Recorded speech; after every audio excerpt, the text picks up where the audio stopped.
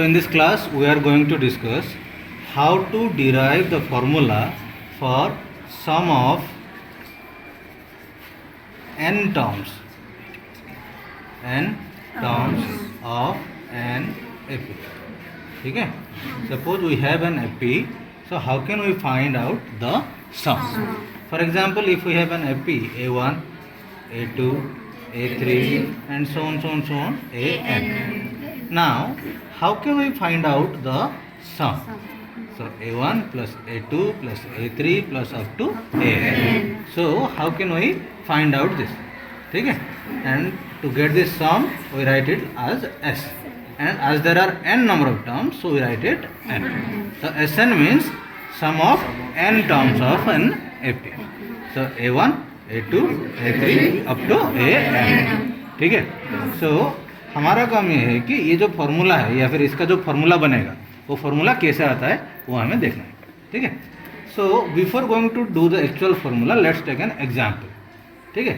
Suppose I write 1 + 2 + 3 up to 10. ठीक है? Let's take an example. How many numbers are here बेटा? 10 numbers are there. 1, 2, 3, 4, 5, 6 and up to 10 numbers are there. Okay. So can I write this as S10? S for sum. And as there are 10 numbers, hence I write 10. Clear? Now 1 + 2 + 3 + 4 up to 10. So let's try to arrange this thing. ठीक है? So what we are going to do is that for 1 let's try to put only 1. ठीक है? And for 2 let's try to put 2. ठीक है? For 3 let's try to put 3. Clear है? 4 again 4 is there. ठीक है?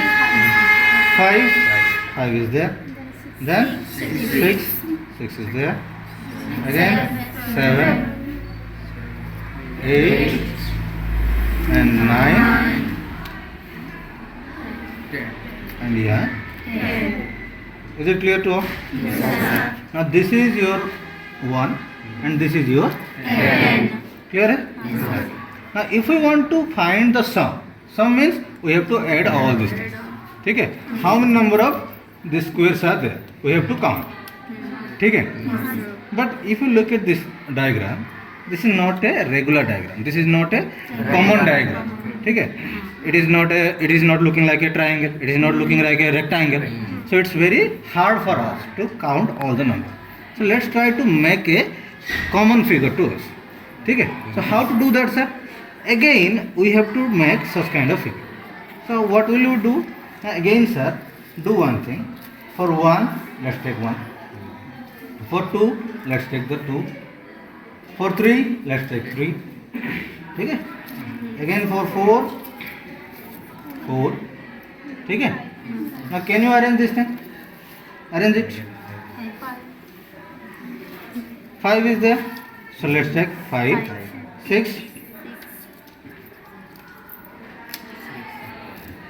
6 is there. 7, 8, 9 and 10. Is it clear, beta? Yes, sir. Now if you look at carefully, the first one, this one, this is your S10. Yes or no, beta? Yes, sir. As there are 10 things and we are adding all these things, then this is your S10. Now what is this? This is also S10, sir. Yes or no? Yes, sir. Huh? We are just inverted the things. Here this is upstairs and this is downstairs. Huh? So if we add or if we combine all the things, then what will happen?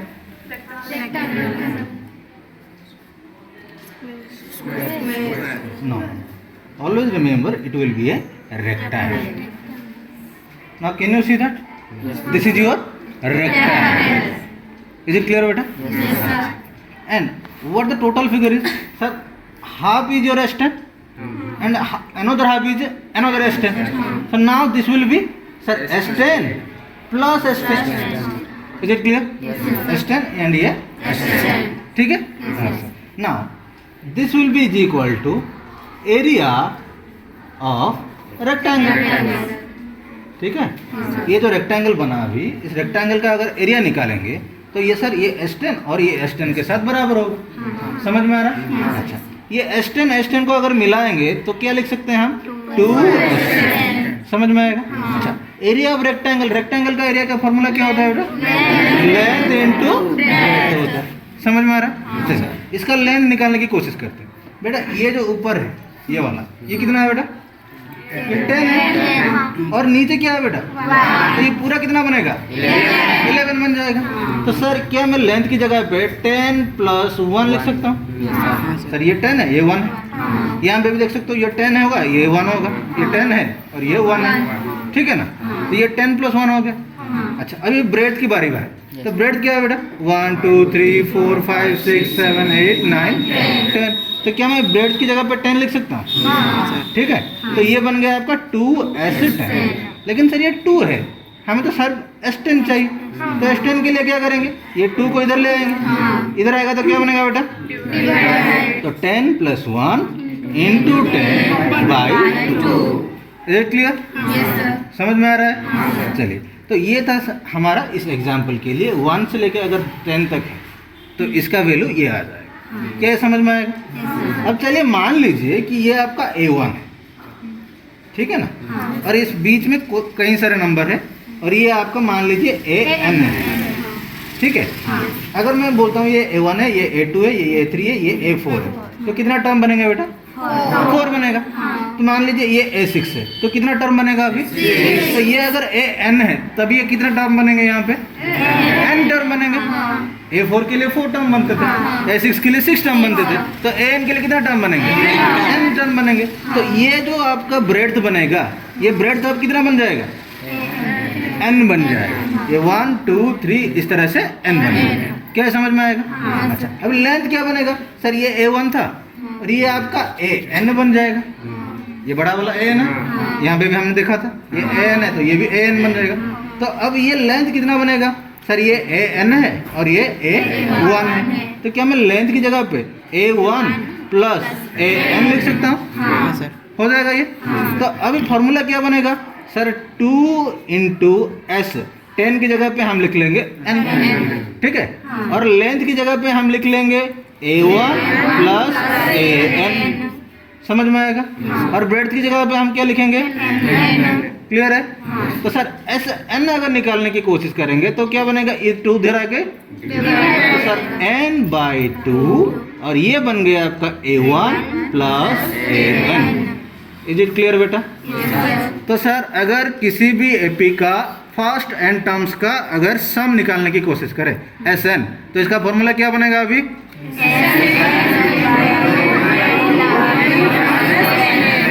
समझ में आएगा ये चीज? तो SN जो है बेटा वो आपका क्या आएगा? N/2 × A1 + AN। समझ में आएगा? अभी कभी कभार क्या होता है कि इस SN को हम SN ही रहने देते हैं, N/2 को N/2 ही रहने देते हैं, A1 को A लिख लेते हैं और AN की जगह पे हम इसका फॉर्मूला डाल देते हैं A + N - 1 × D। समझ में आएगा ये? अच्छा, अभी अगर इसे थोड़ा सिंप्लीफाई करें तो क्या बनता है? N/2 को N/2 रहता है, A से A मिलेगा तो कितना बनेगा? 2 है। Very good. और ये क्या बनता है आपका? समझ में आएगा? तो कभी कभार SN का ये वाला भी फॉर्मूला यूज करते हैं। तो SN का 2 फॉर्मूला आया, पहले तो ये N/2 A1 + AN, और इसमें क्या होता है? N/2 2A + N - 1 × D। क्या क्लियर है बेटा? अच्छा, अगर इस वाले फॉर्मूला को यूज करके मैं एक सवाल दूं, मान लीजिए इस तरह से लिखा गया है ये कि 1 + 4 + 7 एंड इस तरह से मैं आगे बढ़ता गया और बोल दिया कि 10th टर्म तक हमें ऐड करना है, ठीक है? तो हमें क्या करना है बेटा? 10th टर्म तक जाना है। तो क्या करेंगे हम? तो पहला चीज सर यहाँ पे हमें क्या चाहिए? A चाहिए, N चाहिए, D चाहिए। तो मुझे पहले ये बताओ कि A कितना है यहाँ पे? वेरी गुड, A1 है। अच्छा, D कितना बनेगा बेटा? सर ये 4 से ये 1 को माइनस करना या फिर 7 से 4 को माइनस करना, तो कितना बनता है? 7 - 4 कितना बनेगा? 3 या फिर 4 - 1 कितना बनेगा? 3। ये D बनेगा आपका 3। समझ में आ रहा है?